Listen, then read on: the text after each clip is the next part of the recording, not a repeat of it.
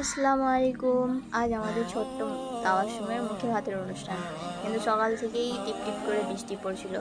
সকালে ঘুম থেকে উঠে আমি ব্রাশ করে নিলাম। আর এই দেখুন ইনায়া কত সুন্দর করে ব্রাশ করছে। তারপর আমরা বেরিয়ে গেলাম বাজারের উদ্দেশ্যে। আমি, মা আর আমার ভাইজি সুলতানা। অনেকক্ষণ টোটো পাচ্ছিলাম না, তাই কিছুটা পথ হেঁটেই যেতে হলো।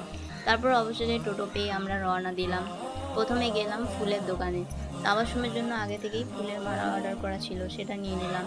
তারপর গেলাম সবজি বাজারে, প্রয়োজনীয় সবজি কিনলাম। এরপর মাছের বাজারে গিয়ে একদম টাটকা মাছ নিলাম। মাছগুলো এত লাফাচ্ছিল যে দেখেই বোঝা যাচ্ছিল কতটা টাটকা। সব কিছু কেনাকাটা শেষ করে আমরা বাড়ি ফিরে এলাম। বাড়ি এসে নাস্তার প্রস্তুতি শুরু হলো। সব নাস্তা রেডি হয়ে গেছে। আর এটা ছিল আমার আউটফিট। এদিকে সবাই রেডি হয়ে গেছে, খুব সুন্দরভাবে সেজেছে সবাই। ইনায়াকে তো একদম ছোট্ট পুতুলের মতন লাগছে। তো প্রথমেই আমার আব্বা তাবাসসুমকে ক্ষীর খাইয়ে দিল, তারপর আমি খাইয়ে দিলাম। আর এদিকে তো ইনায়া এক মনে লেবু খেয়ে যাচ্ছে। এইভাবেই হাসি আনন্দের মধ্যে আমাদের আজকে দিনটা কেটে গেল। দেখা হচ্ছে পরের ভিডিওতে।